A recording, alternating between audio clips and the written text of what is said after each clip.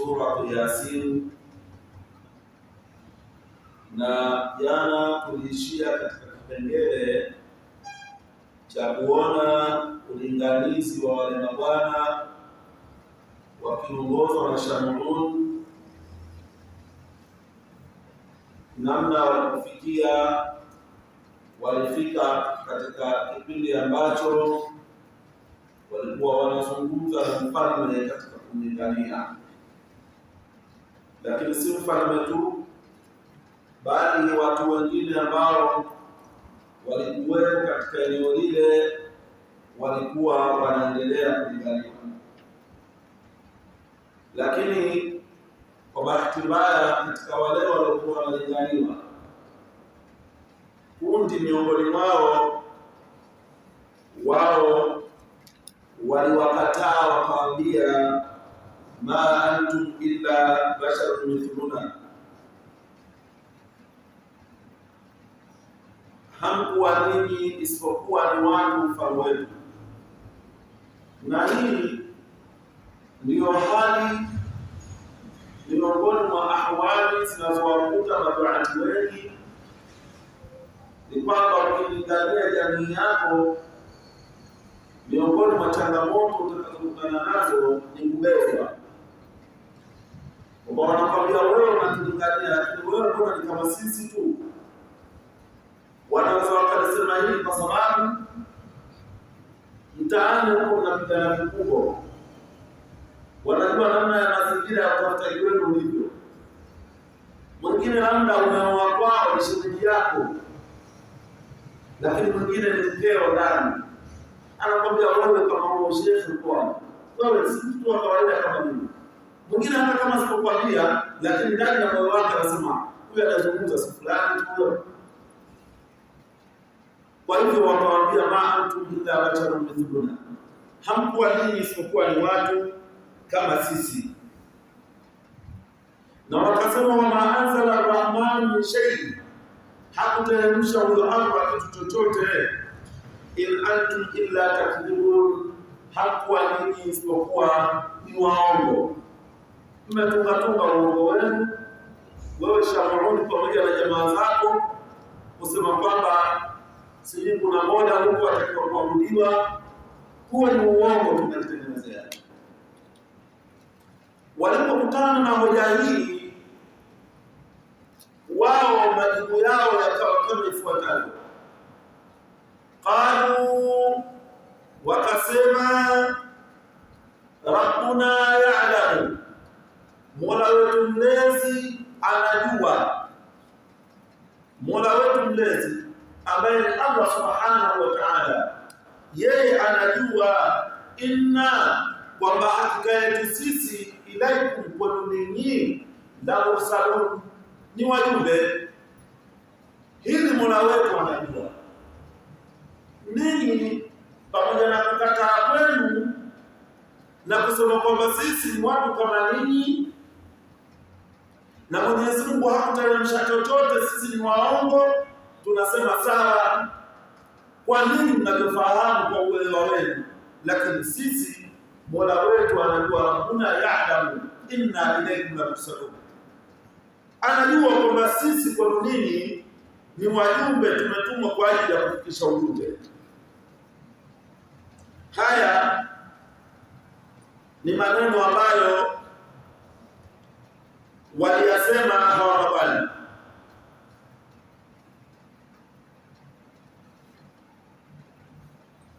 Na katika mwendelezo wa maneno yao wakasema wama alaina, na hapana juu yetu sisi kama waonyaji, pamoja na kukataa kwenu ninyi, si jukumu letu sisi labda kumkamata mtu na kumpiga au kumlazimisha apate ujumbe. Wama alaina illa balaghu mubin, hapa kuwepo juu yetu sisi isipokuwa jukumu letu sisi ni kufikisha, ila isipokuwa jukumu letu albalaghu mubin, ni kufikisha ujumbe na kuweka wazi katika kile ambacho tunakifikisha. hatukuwa ni watu wa kuwalazimisha kwamba lazima mfuate mkubali. Na haya maneno hata Mtume sallallahu alaihi wasallam alieleza, akaambiwa kwamba wewe Mtume Muhammad sallallahu alaihi wasallam, wewe ni nadhirun mubin, ni mjumbe ambaye unafikisha ujumbe kwa kuwaonya watu na kuweka wazi. Lasta alaihim bimusaitir, wewe hukutumwa kwa ajili ya kwenda kuwalazimisha watu kwamba lazima wafuate ujumbe. Na Allah tabaraka wa taala yeye mwenyewe anaeleza katika hii dini ya kwamba hii dini ilivyo, la ikraha fi din qad tabayyana rushd min al-ghayy, hakuna kumlazimisha mtu katika dini. Qad tabayyana rushd, tayari ule wema uongofu umeshabainishwa. Kwa hivyo swala la kumlazimisha mtu hapana, hilo sio jukumu lako.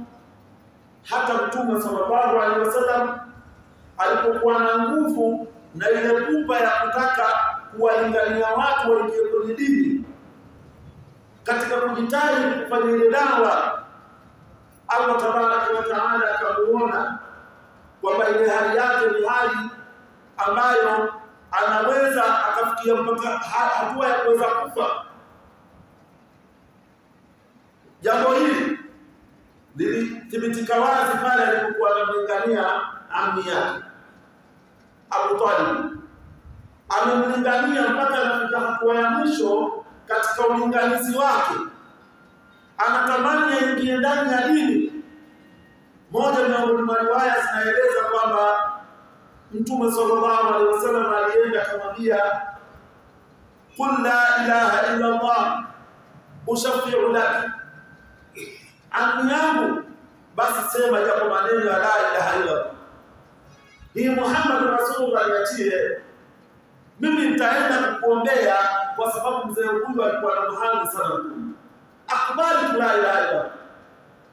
Lakini mzee huyu akamwambia, mwanangu, lao kama sikuogombea hawa Makureshi wangenicheka kwa kuogombea kifo, kwamba mzee huyu anaogopa sana kifo, kwa hiyo akaona bora akubali maneno ya mwanawe, basi ningetamka japo nikufurahishe. Huyu mzee akafa bila ya kutamka shahada. Lakini Allah akateremsha aya ndani ya Qur'ani kumweleza Mtume sallallahu alaihi wasallam kwamba suala la hidayah, suala la kuwaongoa watu, hili jambo halipo katika mikono yako. Lau shi'na la ataina kulla nafsin hudaha, tungetaka sisi tungempa kila mmoja wenu uongofu wake, kila mmoja aliyekuwa Muislamu. Hakuna kulazimisha watu katika suala hili la dini. Lakini Mtume sallallahu alaihi wasallam kazi yake yeye ni kufikisha dani. Ukiwa umesimama katika kuwalingania watu, kazi yako ni kufikisha ujumbe hata kwa familia yako. Kuna watu ndani ya majumba ni mabingwa wa kulazimisha. Yalimkuta bwana mmoja kidogo amesikiliza mawaidha kwamba bwana, wewe ukiwa na mke ndani ya nyumba hafanyi hivi na vile, basi huyo mwanamke wewe hukumu yake nenda tukampe talaka. Yule bwana akatoka katika nyumbani, alipofika akamwambia mke wangu, mimi miongoni mwa matatizo ninayoona nayo hapa wewe husali. Sasa mimi nataka kuanzia leo swali. Ndio usipo swali leo mimi nakupa talaka. Si unajua wewe talaka wanasubiria. Tena wanadai wanasema za kwao. Nipe changu, nipe talaka yangu. Sasa kama ni chako usichukue, ulinipa hili kikawa chako. Basi alipozungumza yale maneno, yule bwana ameondoka kwenda kuswali dhuhuri. Ila anarudi kutia mkuu sana, anakuta tayari mabegi yameanza kufungashwa nguo, anazipangilia vizuri kwenye mabegi. Yule bwana alikuwa na ile hali pressure, mkewe anampenda. Tatizo ndio hilo, tatizo la kweli kwamba haswali, yeye akataka kutumia ubabe kwa swali kama utaki na kupata raha. Basi anamwambia haya, vipi mke wangu tena? Anamwambia wewe ulishasema na mimi ni kafiri, mimi wenzangu ni kafiri hao. Wewe na wenzio hawa waliongoka wakina Musa na wengine, basi mimi ninachosema kamtafute mcha Mungu mwenzio utakataa naye, mimi ninafungasha naomba talaka. Bwana yule subira kidogo imekuwa ngumu. Akajua labda baadaye anamjulia bali ameondoka ameenda kusali asili. Anarudi kufika pale vijana wanasema wewe ni ule ule. Hapa ni lazima leo talaka itoke. Mimi hapa sihitaji nauli yako wala chochote. Ninachotaka ni ile talaka uliyosema kwamba kwa sababu mimi si swali unanipa talaka ni talaka. Bwana yule mapenzi yalivyomjaa na imani yenyewe ndio tunasema nusu kikombe haijajaa. Nifanyeje? Yule bwana mpaka nafika mahali anaona hapa jipo na likosa hili. Anaondoka huyo. Akaenda pale akamwambia mke wangu, mimi naomba nisamehe sana. Hapana. Anamwambia hapana. Ulishasema kama mimi si swali. Nikwambie sasa tu sijaswali. Sijaswali na imani. Kwa hivyo hapa ninachosema mimi, mpango wangu ni ule mke wangu naomba nisamehe hivi na vile. Mwanamke anamuuliza anamwambia sasa sikiliza. Unataka nikusamehe? Ndio. Kama unataka nikusamehe, fuata masharti ninayokuambia. Masharti yepi mke wangu? Mimi niko tayari kutekeleza. Anamwambia sio jambo kubwa sana. Jambo lenyewe gharama yake ni kama shilingi 10,000. Hilo sharti lenyewe gharama yake labda shilingi 10,000 au 7,000. Na nilikuwa hilo jambo mnaniuma siku zote.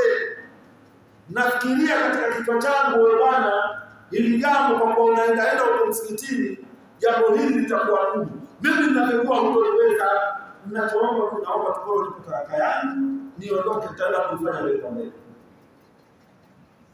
Mke wangu jambo gani? Sema basi, mimi haina shida. Anamwambia sikiliza. Mimi kila siku ninakaa hapa mtaani, lakini mimi nimekuwa kama mwanamke kikoo.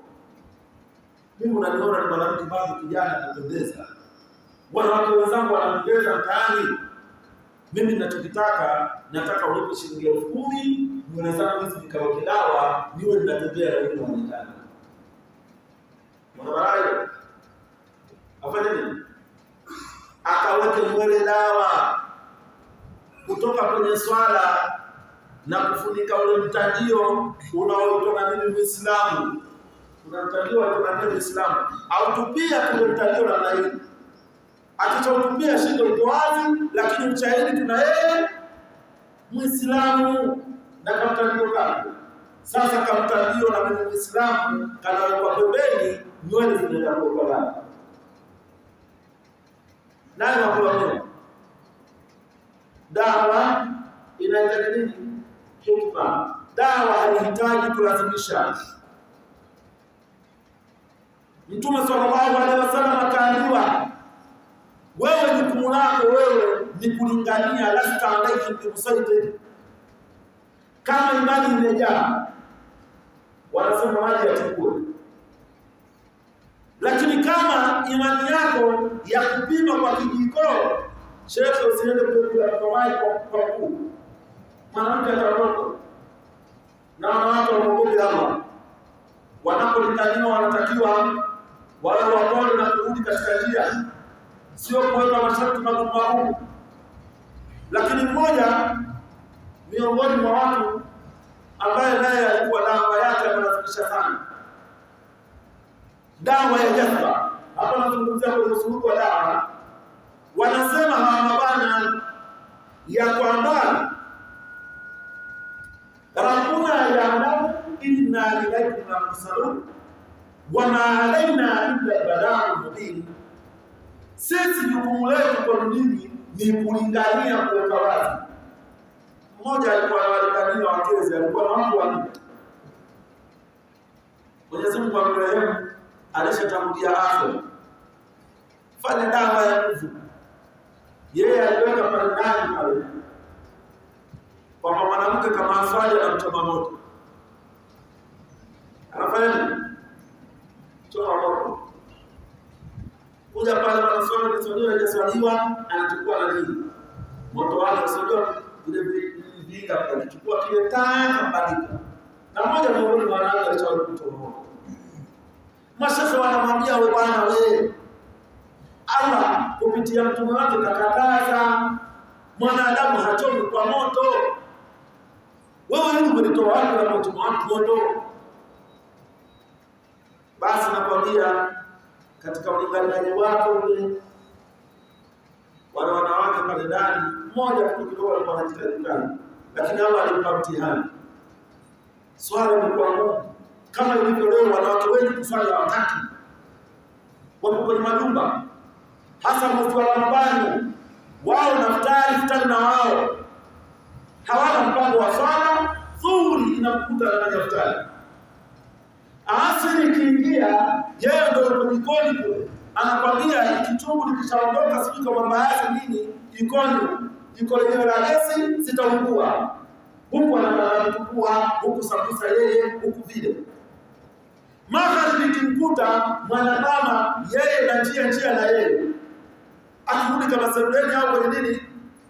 Namna hiyo sehemu na analipa chakula. Yeye kalikia jikoni, anarudi kazi yake kutenga chakula.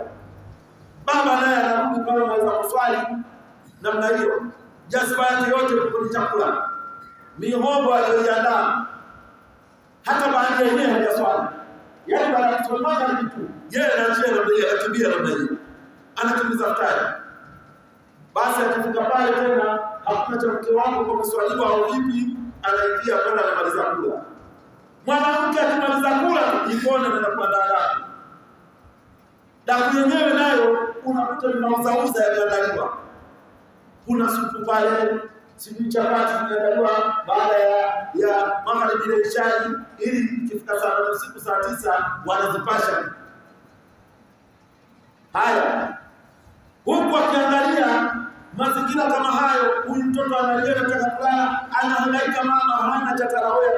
Nazungumza na mimi wanaume ndio washughulisha wake zenu kwenye hilo, na mimi mwenyewe nikiona. Kama ndio tabia yangu niache. Na wewe kama ndio tabia yako mwezi wa Ramadhani, mtoto wako kumshughulisha na daftari na madafu. Tena anaingia na vitendo walikuwa wale mkiwa mchangamka, mimi Ramadhani hii kisha usijali vitendo vya Kigoma hapa. Kigoma, ikisibika kama Kigoma gani? Sio cha kupiga au ngoma gani? Lakini kwa hilo na vitendo. Basi namna hiyo mtoto wa watu kufika tena muda ule wa damu yeye wa kwanza kuamka. Dume linatoka kwenda kufanya mcha Mungu, anaenda eti anatia udhu, Allahu Akbar. Anaswali tarawih kiamul layl. Anatafuta na mkali, mwanamke akiingia kwa chapati. Anahangaika na chapati namna hiyo sana na usiku saa 9, lakini mtoto wake ukimkuta jasho linamtoka. Anahangaika kuandaa damu. Ukimaliza hapo mzee namna hiyo saa ngapi?